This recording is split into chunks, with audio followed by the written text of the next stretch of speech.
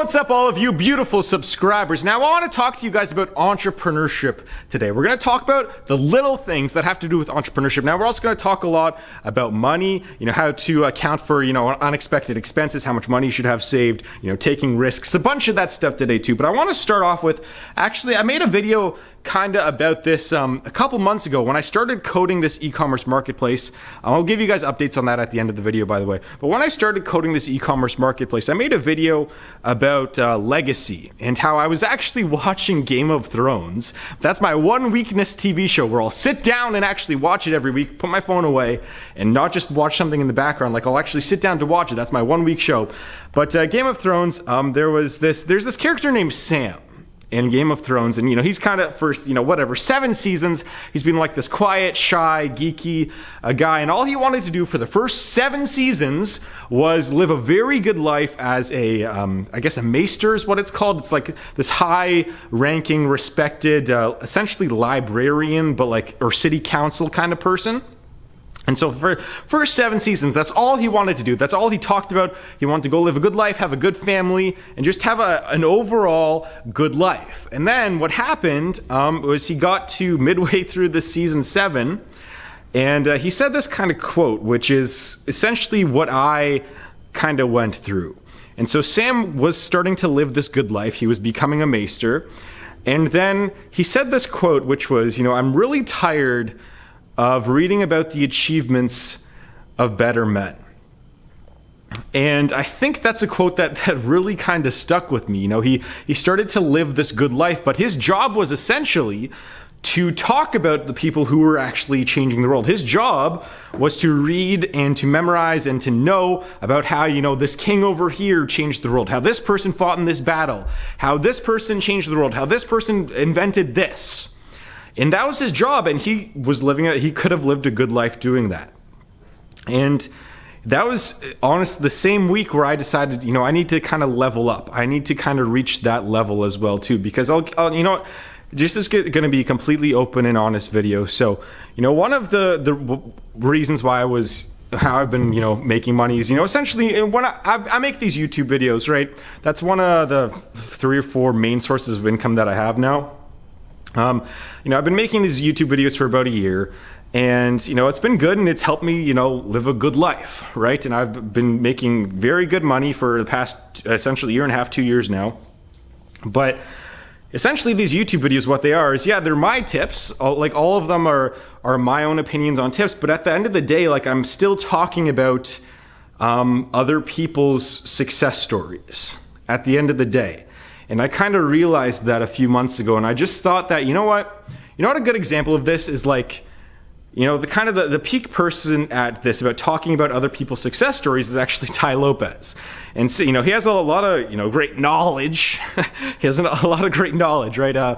He's actually, he's really good with a lot of that stuff, and a lot of that motivation helps, a lot of that, information helps. And, I've listened to him and all that, but it's I just kind of realized one day that, if you were to ask him a direct question, and I saw this with, when he's been interviewed a few times, when you asked him a direct question like, what do you think about, investing in the stock market?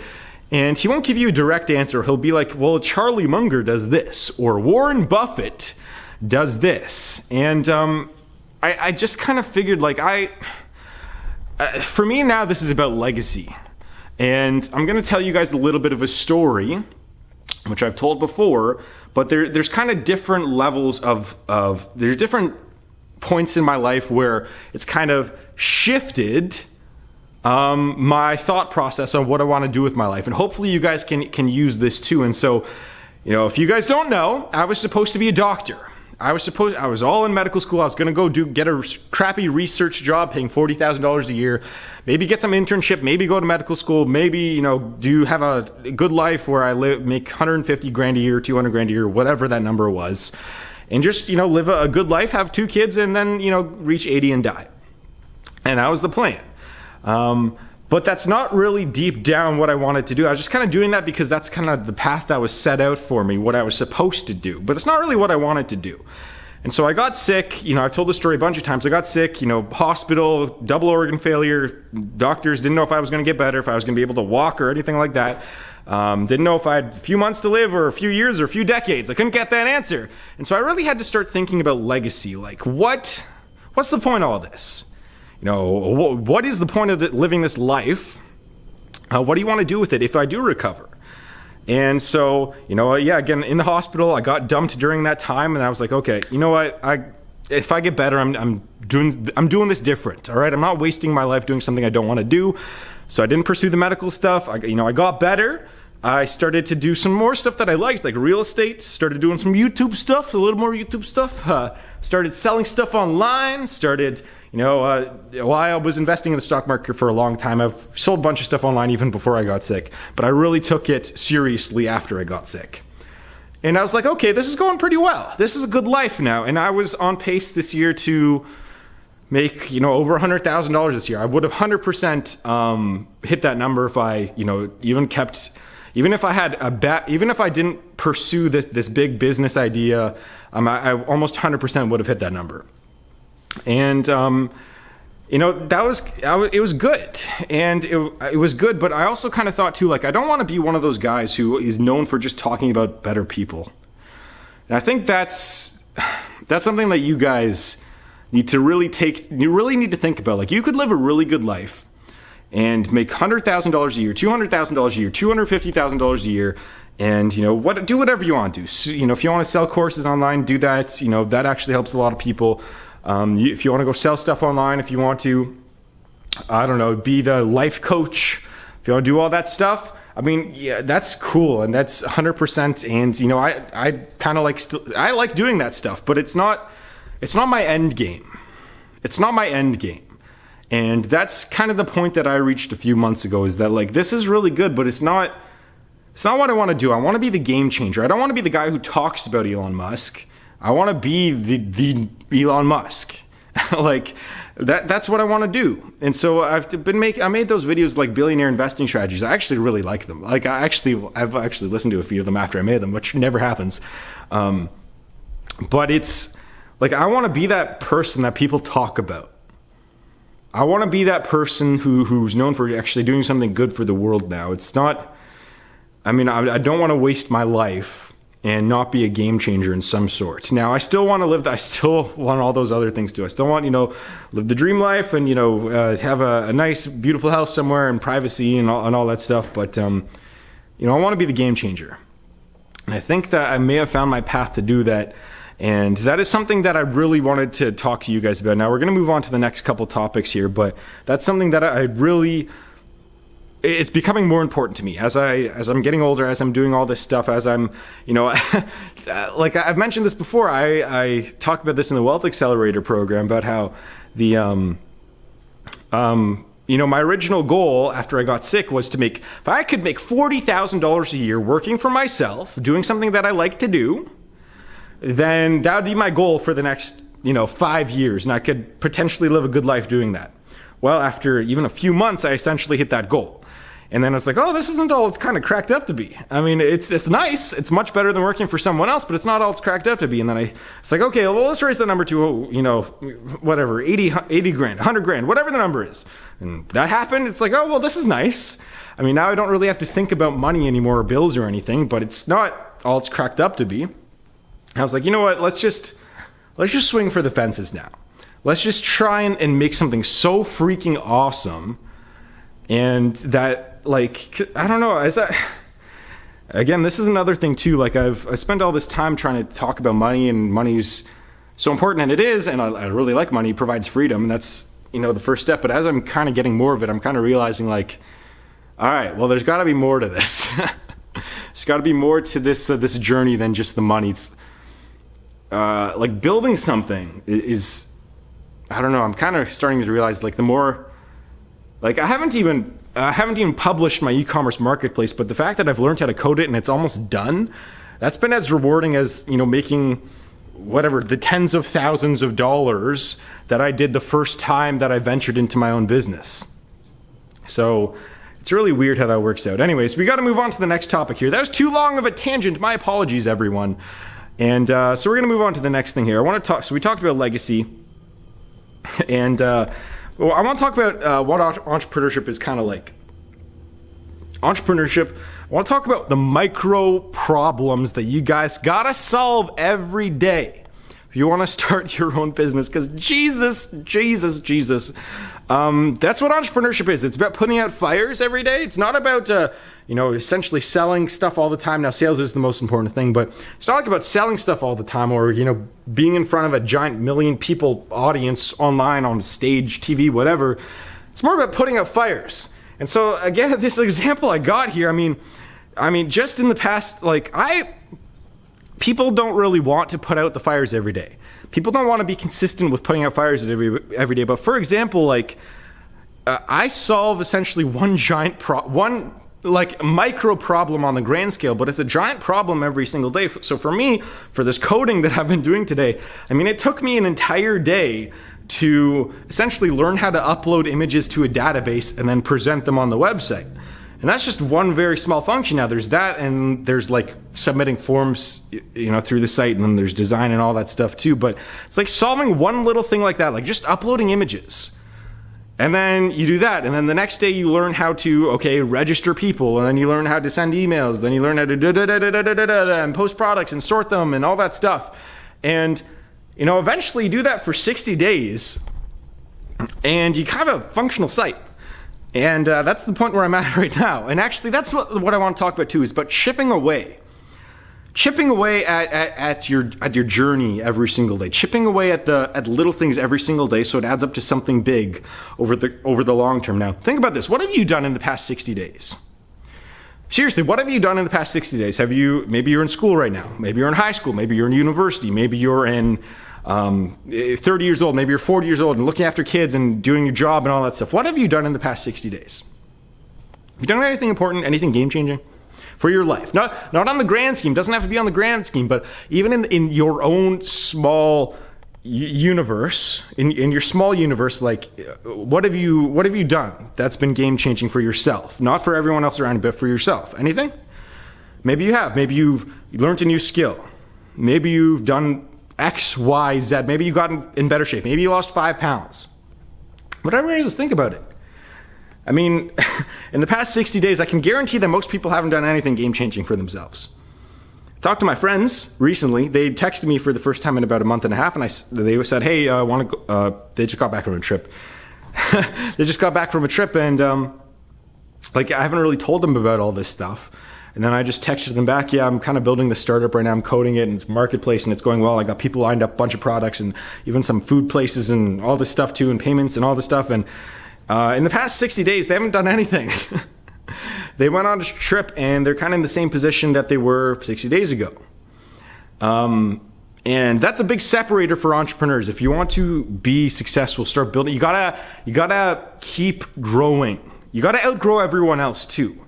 You gotta grow as a person. You gotta learn new skills, but you gotta outgrow everyone else around you that's trying to outpace you too. Now, most people are static.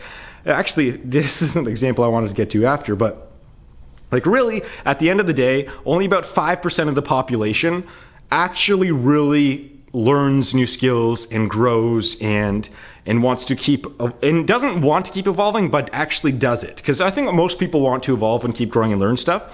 But at the end of the day, only about 5% of people do it. And so at the end of the day, you got to outpace that 5% to really get to the very top, the top of the mountain, the top of where you want to be. I did the math when I started this, and I talked about it, about how for this e-commerce marketplace, yeah, sure, there's giant ones out there, but in terms of people at the same place, same time, same skills as me, there's probably about 80 people who have the same idea in the same position as me that want to do the same thing. 80 people in North America. I was doing the math on that. Only about only about 1.5% of the population knows how to code. It's really weird, eh? And out of them, only a very small percentage of them actually start an actual company. Most of them try to build their own games on the side, but don't take it seriously, and their own apps and stuff. But a very small population knows how to code. And now, it was today I wrote a few workarounds today for code, and it's just so weird. It's like learning a different language in 2 months. So weird. Anyways, so I wanted to talk about that today. It's just chipping away every single day, and eventually it adds up. I always talk about this, how, just 60 days ago, 60 days ago, I didn't know a line of code. And I remember that, first day where I was learning HTML and brackets and learning how to place brackets around tags and stuff. I mean, because I did that, now I'm able to write a payment system because I started there. That's where you have to start. You have to start in a bad position and then work your way up, and eventually it just kind of all builds up over time. All right. So what's the next? Oh yeah. By the way, I don't want this video to be too long here, so I'll just kind of brush over this part here. But screw it. I haven't uploaded in a long time. This video will be long. Screw it. This will be my way of partially making up for only uploading like once a week over the past couple of weeks. So, those like scenes in movies and TV shows where it's like Dr. House. Okay, I'll give you the example of Dr. House about how, the show's like 45 minutes long. And, the first, 35 minutes of the show, they're trying to figure out like what's wrong with the patient. And then they're trying to do it all the typical ways and all the typical ideas. And then it's like, nothing's working. The patient's still dying. There's still a bunch of problems. And then you reach like the minute 35, 36, 37, and then House will just be like doing something in his everyday life, or like visiting some other patient who has a cold or something. And then all of a sudden he'll say mid-sentence like, well, you don't have a cold, you have a... And he's like, I gotta go. And then he goes away and, he has that light bulb moment like mid-sentence, which is really funny. And that happens all the time. It's such a cliche in TV shows. It happens in like it happens in every single TV show, right? And then what's really, really funny is that over the past month or so, that's probably happened 5 times to me, like literally mid-sentence as I'm talking to someone else. It happened, I was actually talking to my dad. I don't really talk to him too much anymore or since I've been doing this. But I talked to my dad about 3 days ago, and like mid-sentence, I thought of a workaround for, what was the workaround for? I wrote it down here. Oh yeah, it was for the payment system, that's right. I thought of a workaround for that because I was having problems with it for a couple of days. And it was just like mid-sentence, I'm like, oh, wait a second, I gotta go write this down, I gotta go do it. And it happened, and it's happened a handful of times. Why is that person speeding?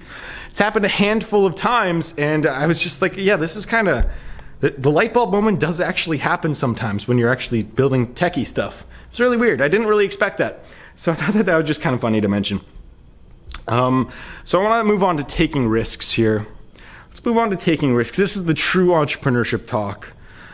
So, how many people watching this right now would launch their own business if it meant that you had no guaranteed income when you launched it? How many of you watching this? Plus, how much of the average person?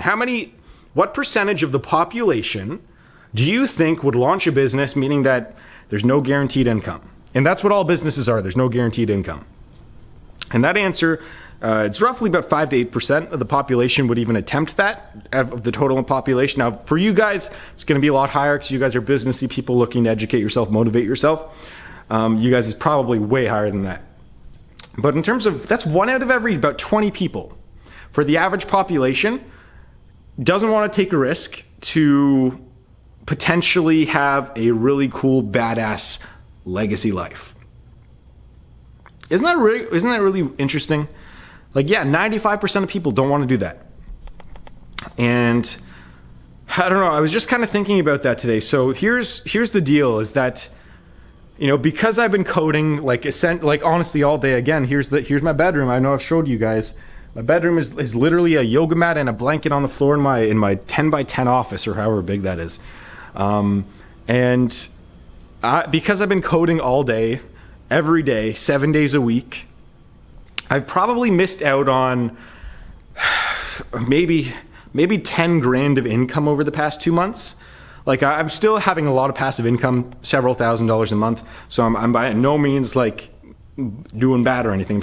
I'm still doing okay, but definitely missed out on at least 10 grand of income in the past couple of months because I've been putting in all this time and effort into coding and trying to get this going here. Having a platform. Oh yeah, that's the other thing too. You know what? Give me 1 second here. So one of the reasons why I'm actually making this marketplace is to have a platform.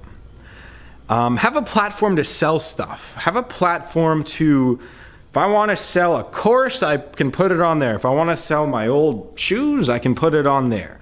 If I want to sell someone else's stuff, I can put it on there. If I want to sell my friend's stuff, I put it on there. It's like a fully controllable marketplace. Like if I want to sell my own videos, if I want to sell, and there's no, like, that's one of the reasons why I want to do this. It's a platform. That's what this is. And so the way I see it is, okay, sure, if it flops and no one signs up and no one buys anything, at the end of the day, I still put my stuff on there. And it's still my site. And that's the way I see it. Now, saying that, I still think it's going to be a very high traffic site. I mean, my old websites, which I don't promote anymore, still get tens of thousands of people, some of them. Some of my old websites, because I used to draw tons of traffic to them back in the day. And actually some of them still pay me.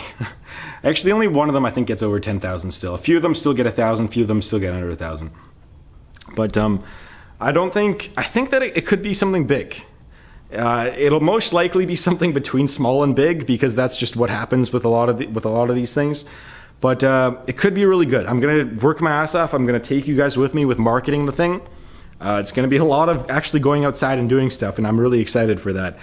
A lot of going outside, a lot of meeting with people. Well, not a lot of meeting with people. A lot of going outside, a lot of setting up ads, a lot of online stuff. I'll be showing you guys all of that because that's the journey that I can teach you guys. Like, I can't teach you guys how to code because I'm still learning.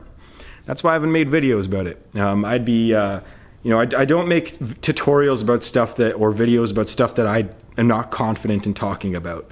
And I'm not super confident in my coding abilities. I'm doing well, but I can't teach you guys that. Plus, again, it's intellectual property too, and so I wouldn't want you guys ripping off my code anyway. So at the end of the day, it doesn't really matter too much. But yeah, so I don't know. I just kind of wanted to talk about that. That's one of the reasons why I'm building it. I'm missing out on this $10,000 over the past 2 months that I probably could have made. In order to potentially get a return of at least $10,000 in the long run. Hopefully it'll be a lot more than that. But that's kind of the theory behind it too. See, what else I want to talk about today? I want to talk about unexpected expenses and why it's important to really save money.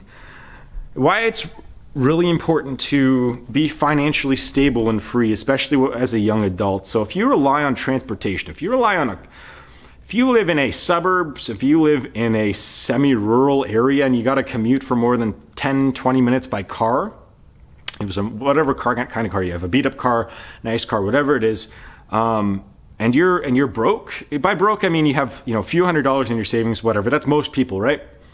Well, what happened to me today, actually yesterday, I took my car in. It was making a lot of noises and stuff. I haven't really been driving it much. It's been pretty much at the office. I've only been driving it a few kilometers a day. But essentially what happened, I took the car in just for an oil change and probably get the brakes replaced. Expecting an expensive, probably about $400, $500. I mean, I have a fairly nice car. It's an SUV. It is a little bit old, 2009 model, but I was expecting, $400, $500 charge. And then, I get a call, and then it tells me to go in. They need to fix this, this, and this, and this. And then I get there, and it's a family friend. I know 100% that they would never rip me off. I've known them for 25 years. Good people. They always give me discounts too, actually. They give me pretty preferred pricing. But the expense was $1,500. $1,500 so essentially an additional $1,100 in unexpected expenses, or about $1,000. I was kind of thinking about that today. $1,000 or $1,500. How many people could afford to get that amount of an unexpected expense in their life? Of something that they essentially had to pay for. I mean, if it's your car, if it's your transportation, and you got to drive to work or whatever, you pretty much have to pay for it or get a new car. We'll talk about that in a second. And that number is slightly more than half of all people in the United States or in Canada do not have that money saved up as an emergency fund. Now, a lot of people, yeah, sure, they would be fine. They would get a loan and pay, $50. If they only had $500 in their bank account, they'd get a loan for, $1,000 and, pay out an extra $50, $60, $70 a month for the next few years. And that's how they would account for that expense, put it on credit cards maybe. But I was really thinking about that today, how fortunate I mean, man, I was also thinking about like the medical system today too. So just even a few years ago, I mean, I told you guys I didn't have more than a few $100s in my bank account. And it was, right after I was sick too, I had to blow through all that money to pay for to pay for prescriptions in Canada. We don't get those for free. And essentially to keep me alive. And it eventually reached a point where, I pretty much didn't have money. I didn't have any money. And if the car broke down then, the car's essentially not going to do anything. You would just have to sit home or just not pay them or take out debt or something. I was thinking about that a lot recently. About how most people couldn't afford that. I also thought about the medical system today too. So let's talk about that. The medical system. So I was thinking like how in the United States, you guys have the private healthcare plan, right? Where if you're employed, if you're an employer, or even if you're not either of those, you have to essentially get your own insurance. And for me, if I were in that case in the United States, and if I got sick there when I was 21 years old, I would have been uninsured. I mean, my mom, she was having her own business, but she wasn't getting by. Plus, I was too old. It would be highly unlikely I would be under her plan. My dad, obviously fully paralyzed. I cannot do anything about that. I wouldn't be covered by anything like that. I wasn't an employee at the time of anyone.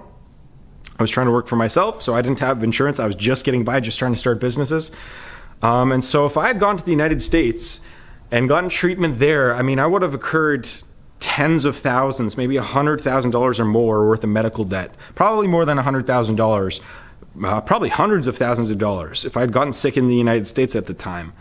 And because I lived in Canada and it's all publicly funded here, apart from the prescription drugs, I was able to, kind of squeak by with only paying for my prescription drugs, which is, thousands of dollars, but still thousands of dollars versus hundreds of thousands is a massive difference. And it kind of got me thinking about why do we help out the sick in terms of economics? Okay. Help out the sick because obviously morally the right thing to do. We're all human. I get that.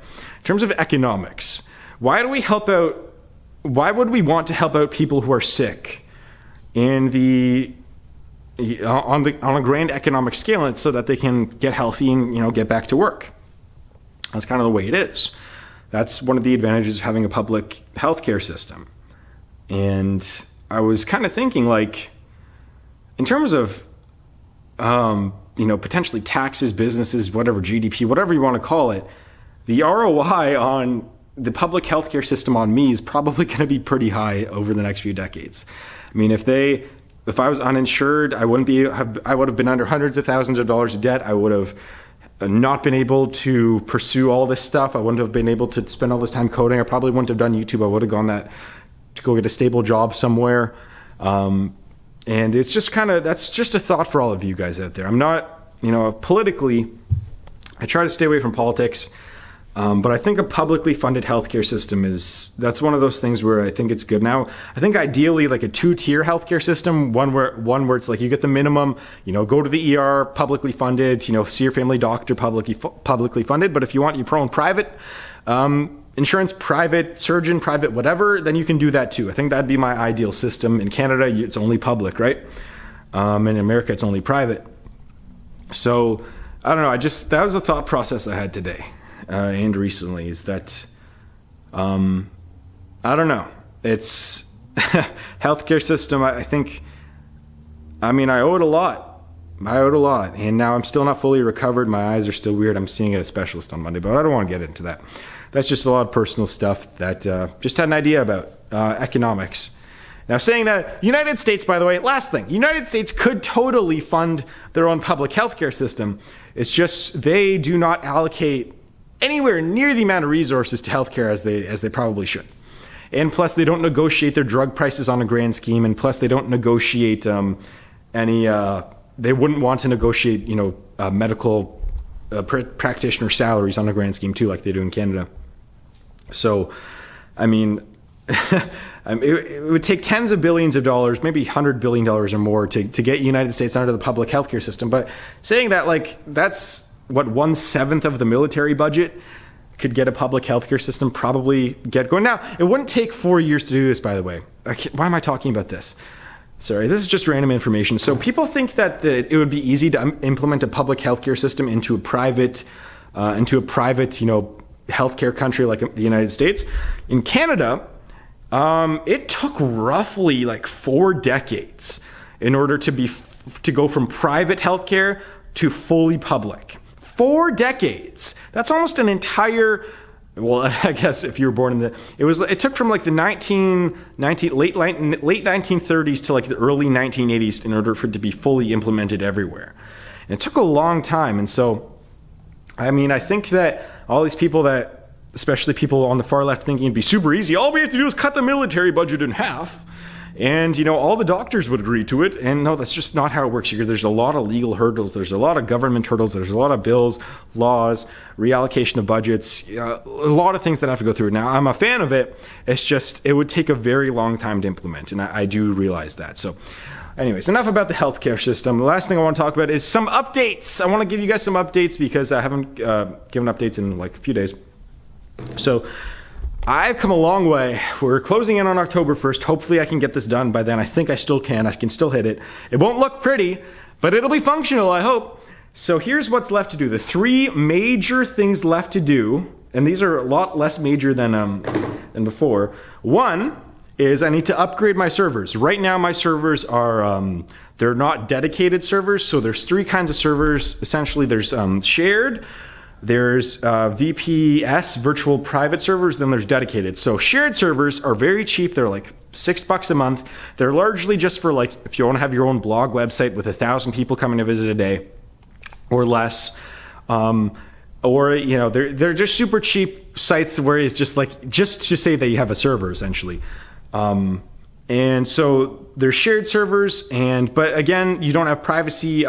You share it with someone else. So if like someone who gets 10,000 people a month on their website is on your shared server, then your site's going to be probably slower because they're bringing in a lot of traffic and you're sharing a server, right? So if your server limits 20,000 people a day or whatever at a time, maybe 1,000 people at a time, and the site that's on your server has 999 people going in, at a time, and you want to bring in 10 people, odds are there's going to be a lot of traffic there, so maybe a lot of your people get kicked out, and it's just, you don't have full control over the situation. So there's virtual private servers, which are faster, but they're still kind of shared virtual.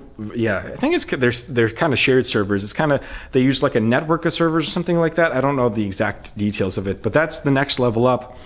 And that allows for a lot more traffic and it's a lot more stable. And then the next level up is the dedicated servers. So right now I'm on a shared server just to test it out, see if everything is working fine. And but in order to make your site secure, in order to get proper SSL certificates, in order to handle, if your site were to get 1 million people a day, you're going to need a dedicated server and to handle terabytes of information a day. And so that's what I need to do. I need to upgrade that. Now, currently the shared server is like, $6 a month or something like that. Plus I got some other stuff too where it's like $5 a month. There's some bonuses for that.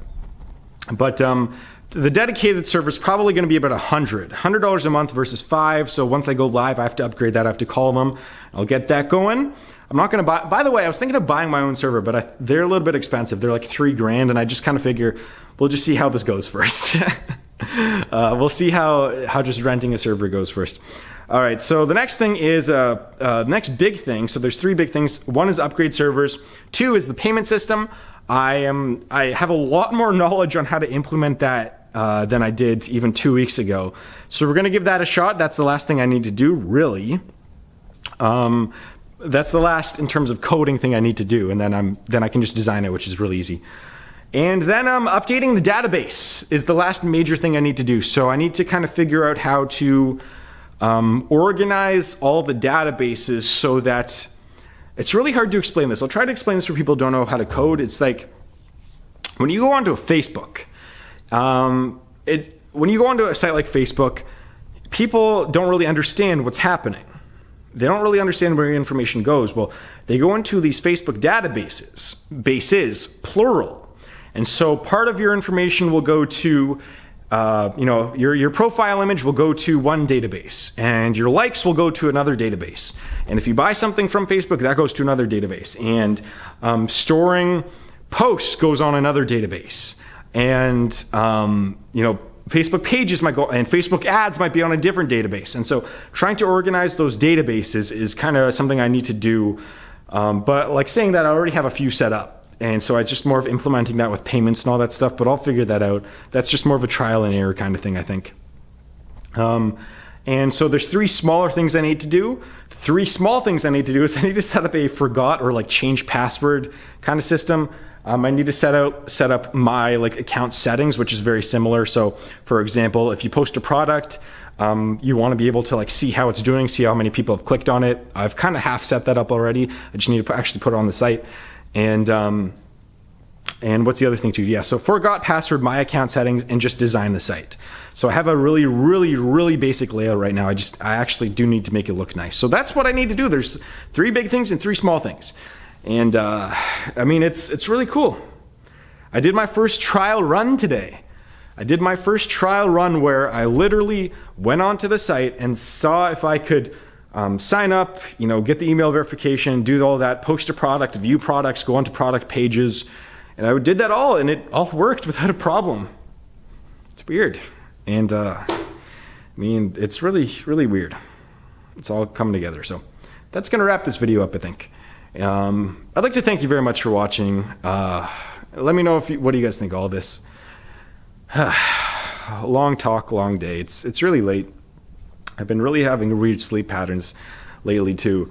I've been waking up sometimes even at noon, sometimes at 1, sometimes at 6 a.m., 4 a.m. Really weird sleep patterns. Right now it's like 10:40, and I'm probably going to code for about an hour and go to bed. But anyways, probably code for a few hours probably. I don't even know. Anyways, I'd like to thank you very much for watching. You're all very beautiful people. I'll see you guys in the next video.